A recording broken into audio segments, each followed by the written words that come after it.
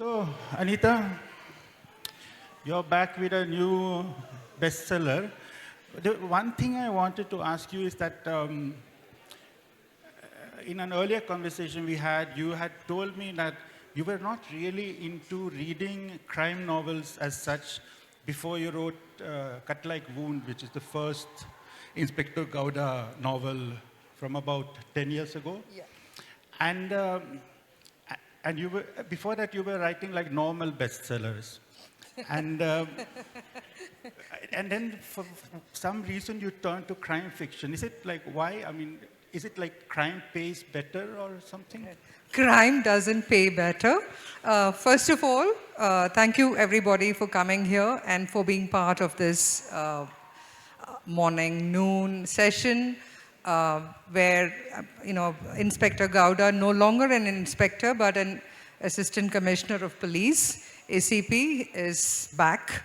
And see, the thing is, I never, ever in my wildest of dreams, I mean, I knew that I would write literary fiction, I would write poetry, I would write short stories, maybe historical fiction, all of that. But not in my wildest dreams did I think that I would actually write crime fiction. And the thing is, it was just like one of those weird impulses. I have a scene in my head, I started writing it, and then, when I was talking to my editor at that point, she read it and she said, you should just continue with it, right? So that was how it happened. It wasn't planned, it wasn't anything. And I remember this pause when I spoke to her, I called her and I said, look, I need to tell you something. And she had this kind of like she was holding her breath because I wasn't sure what she thought I was going to confess to. And then I said, I've started work on what I think is a crime novel. And she sounded like, wildly amused and also kind of relieved because I really don't know what she thought I was going to confess to. But, right. And then I started. And then she said, just go ahead. And she said, don't read anything now at this point. Just write it the way you want to write it. Okay. And then we'll take a look at it. Right. But then you found out that you really liked crime. No? Like you once told me that Gowda is like your alter ego who does the things that you yourself as a nice lady could never do. Yes, absolutely. The thing is that Inspector Gowda, when he appeared in his first two books, is this kind of person, I mean, I even gave him my birthday. That's how close I feel to this character. It's also all the things that I would like to do, all the things that I may have wanted to do, and the things that I think back of my mind I would just kind of do naturally. Obviously, because of various reasons, I don't do those things, right? But Gowda then became this conduit for me to kind of fulfill all my vicarious longings and stuff like that, right down to like this. There was this particular scene that I like to talk about, right, and which is something that comes in almost every book. This Gowda has this pet fantasy about kicking a senior officer. And there's a particular place that he imagines this guy, he imagines the corner of a room with two steel cupboards on either side. So this character, the senior guy, is shoved into this corner, and then Gowda is wearing football boots with spikes, and he's kicking this guy. And that used to be this pet fantasy that I used to have when someone really annoyed me. I'd kind of imagine them in that place. And it was like natural for me to just give Gowda the same thought. And at this point now, I don't know if I had that thought first or if Gowda had that thought first. It's come to that point. Yeah. And in the new book, Hot Stage, it starts with a very evocative scene in an extremely seedy down-market bar. I mean, the kind of place where you would expect to see me, but not somebody like Anita. So, what makes you say that? I could be seen around dodgy bars too, I haven't seen you in that kind of bars. Like chappar bars, as they're called in the local language, in local dialect. Yeah. The kind of stand-up bars where, like, once you can't stand up anymore, they just sort of lift you out into the street. Yeah. But so, like I get the impression, if I understand your writing techniques right, that you do actually a lot of research and your books sort of kind of grow out of the research that you do. Like you go to shady bars, you go to various alleys in Shivaji Nagar, you visit strange places, and that this research somehow starts, your creative Yeah, so I fire. think for me, one of the things that I was very certain about when I started the Gowda series was that I didn't want to write about a Bangalore that I didn't know, right? And the Bangalore that I know is pretty much the cantonment area, starting from Sale at Shivaji Nagar, now leading up to the new airport, because 20 years ago I relocated to that part of the city. Right. So everything, like most of the action in this new book, is happening in that area. And the closest they come to the city is in a place called OMR, which is Oil Mill Road, which is near Lingarajpuram, right? And OMR Road, when I first moved to Bangalore and all that, was nothing. There was nothing at all there. But now it's like a busy, thriving road with multiple little alleys through it. And you wouldn't know that there is a different life happening there. And all of us living in our very sterile clinical homes and everything, we don't realize the extent of depravity that can exist. And so this becomes just around the corner yeah, from it's just around the where you corner from you. And so, your process from starts with this research, basically, right? And because you, once you told me that you're not that much into plotting, but you want to kind of let the story grow organically or something like that? Yes, Is that absolutely. I do some amount of plotting, like when I'm quarter way or halfway through the book. Because initially when I start a book, there is an idea that gets me going. And then I start working on it. So let me give you an example from Hot Stage. Right. The beginning of the novel, there is a murder that takes place. The murder is that of a rationalist, 80-year-old man, who has got everybody's knickers into a twist, the right-wing knickers into a twist. So everybody assumes, so when you start reading, you're going to think that this is a novel about a political murder, a political assassination, where this rationalist who's been taking pot shots at Hindutva and so on is murdered, so like multiple cases that all of us are familiar with, whether it's Gauri Lankesh or Dabolkar or Kalburgi and so on, all those people. But then what I do is that I take you from there where you meet Gowda, and Gowda alone is not convinced that this is a political assassination. So the next focus becomes the land mafia, because like a cop told me some years ago, 60% of crime in Bangalore is related to real estate. So you think it's the land mafia. And then there is another layer there where I'm not going to tell you what it is, but what the actual crime is, and for which you have to buy the book and read it. But so the whole idea is to be able to keep an open mind so you are able to lead the reader through this whole journey that Gowda is also going through of discovery. Yeah. So I think even if you have to buy the book, you must buy the book, I think Anita will sign it for free if you ask her nicely. I definitely sign for free. Okay. So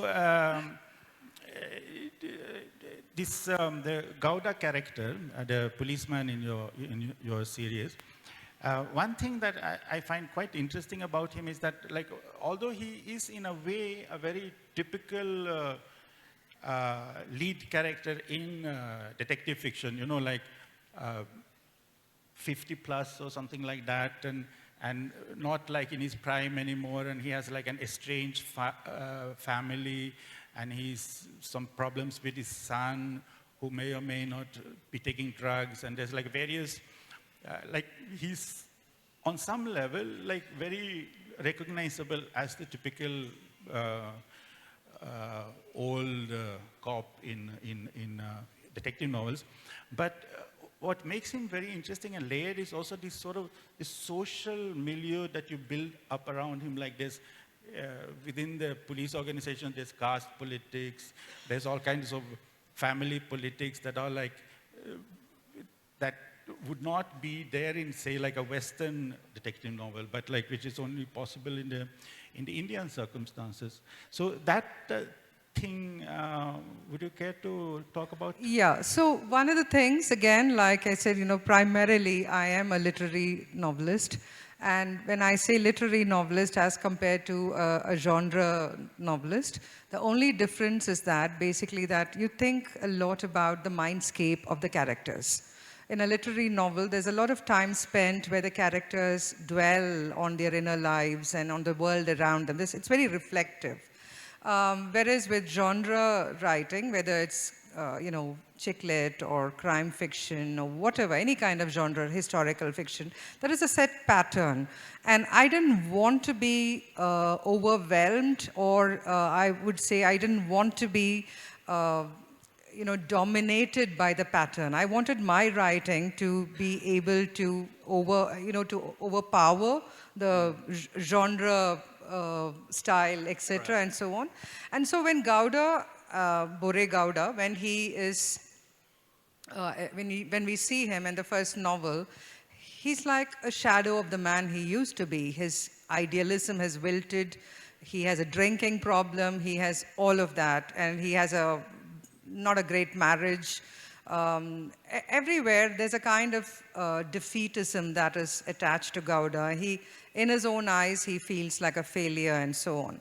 And then this this case that comes up happens, and Gowda discovers a whole new lease of life when he starts investigating it. And in the second one, you see him as a more, a person more put together, that he's more in place. He's managed to shake off this ennui that has entered his work life. And he's also become somebody who has a certain kind of pleasure in life now, which is all kind of tied down to his new love interest, which is an ex from his college days. And so when you come to the third novel, in Hot Stage, Gowda has had a promotion, finally. He's made an assistant commissioner of police, and then he realizes that what it has done to him is basically turn him into a paper tiger, that he has not much work to do, and he's someone who likes to get out and do things. And he's even more committed, because after being an ACP for a few months and sitting on his butt and doing nothing else, he's hungry for something. And so when this case comes up, he's like determined to prove that, it is exactly what he thinks and not what everybody else thinks it is. So right. I'm with I think Gowda, what I was also able to do is that work in certain elements. So in the first book, if we had, I talked about the transgender community to some extent and how they are viewed. With the second book, I talked about child trafficking. Now, in the third book, I went away and I went into another area, which is basically aging. What happens when you have very elderly people, the relationships that Gowda has with his father, the rationalist who's in his 80s with his daughter, all of that comes into play, along with this big thing that is at the big revelation at the middle part of the book, which I've been keeping it a secret so long, so I don't want to talk about it at this point, not at its first book event. But maybe in a few months' time, if there is another book event, then I'll be very happy to tell you more about, how I stumbled upon that element in the book, right? So, I work in multiple themes. Apart from the crime that is happening, there is also other things about the land mafia, about the development, the mad development that's happening in Bangalore, all of it. Yeah, we shouldn't have any spoilers, but like once you've all read the book, we can talk about that part. But so in a way, like, would you say that as much as a book about crime and punishment and all that kind of thing, it's your books are a series of novels about Gowda's social life and his sort of, what happens to him, because he develops a lot from book to book also, I've noticed. Yeah, absolutely. Because that's one of the joys of having a character you can work with, over multiple books, is that you don't need to capture everything about this character in one book. You have the room to be able to make this character develop in such a way that it's very organic. And it's also where you're able to kind of like, if in the first book, Gowda is just touching, he's just nearing 50. In the third book, he's just finished his 51st birthday. So there is a change that he becomes more reflective as he gets older, and even the way he, actions the investigation and everything. The kind of reckless things he would have done in the first book, he may not do it so openly. He still continues to do it, but he doesn't do it as openly as he did it in the first book. And now you spent, more than 10 years together with his character. Is there ever moments like when you get that sort of mixed up feeling, like you wake up in the morning and look at yourself in the mirror and wonder, is it Gowda I see, or is it myself? Or is it what I'm thinking? Is it Gowda thinking in my head, or am I thinking my own thoughts? So what happens is, with every book that I'm working on, when I'm working on the book, I am I think possessed mostly by the character that I'm working on. So before before I published Hot Stage, which yesterday was a publication day, middle of the year, I'd published a children's book. It was called Bipatu and a Very Big Dream. So in those days, when I was writing Bipatu, I would be viewing the world with Bipatu's eyes. Okay. Right? So the moment that book went to press and I resumed work on Gowda, then again, I go back into being that Gowda, point of view is what is kind of dominating my thinking. Do you ever worry that you might develop schizophrenia, like jumping between different I don't fear. I think I'm probably already leading this multiple personality life. So no, it's actually fun in some ways, but it's also very hard for people around you to understand, because one day I see, for the one part of the year, I'm being this very bubbly 9-year-old in my head. And then the next week, after the book has come out, I turn into this morose 51-year-old guy. So yes, it is, you need to get into that space in your head to be able to write convincingly. And that is probably, I think, occupational hazard more than anything else. Schizophrenia, I mean. Yeah, but I'm sure there's some tablet you can take against it, no?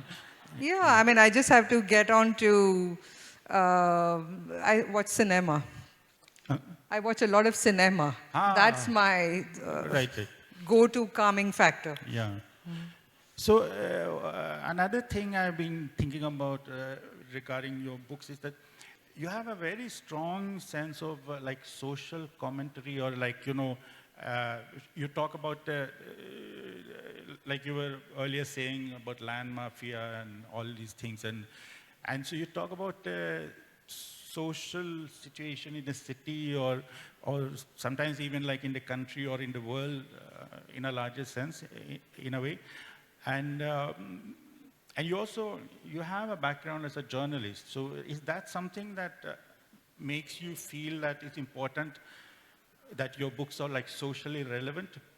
Because other writers, say Agatha Christie, I'm sorry to say this, but the books are pure nonsense from a social point of view, whereas your books have a very strong social consciousness or something like that, would you say? I would think so, because I think that one of the things that why I take what I do so seriously is because I think that I have the opportunity to talk about certain things that most of us don't want to talk about. Things that, because they don't concern us, we think that we can just kind of shove it aside and walk along. Now, Right. whether it's, how the transgender community is treated, or the whole business of, the horrible business of child trafficking, or land mafia, what it makes people do, and all of that.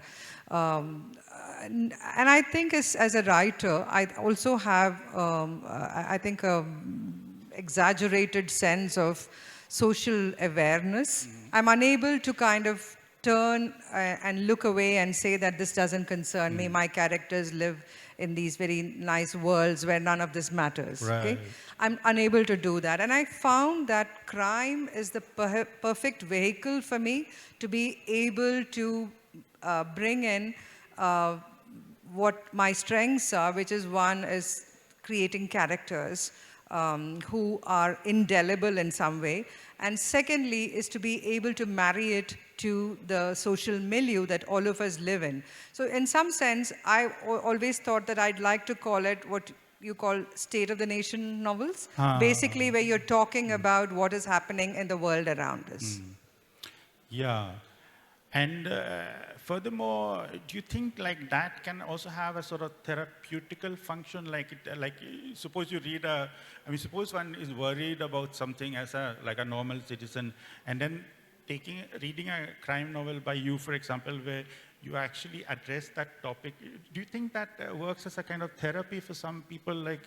Like since you write about things that people might be worried about or bothered about? I don't know really, because I think one of the things that ability of the human mind is to be able to kind of only take into account what matters to them.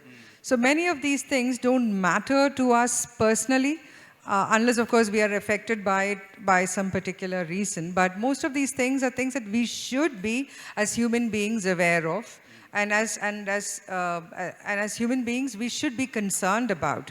So if any of my readers are in the ostrich mode, my effort here, I wouldn't say like it's the only effort. One of the things that I'm trying to do is to get them more conscious about the world that we live in and what are we doing to change it in some way or the other. Okay. One last question before we let audience come in. So I think we more or less kind of managed to sort of figure out a recipe for a successful Anita Nair crime novel now. There's the social consciousness, there's the strong central character, and there's the research-driven plotting or non-plotting. Is there anything we're missing out here that, like, suppose anybody in the audience wants to become the next Anita Nair, like, suppose you want to retire someday, Yeah, you know? absolutely. I mean, you might want. Do you have any other sort of secret ingredient? Yeah, the secret ingredient is you have to love what you're doing. And that works the magic in, nothing else. That's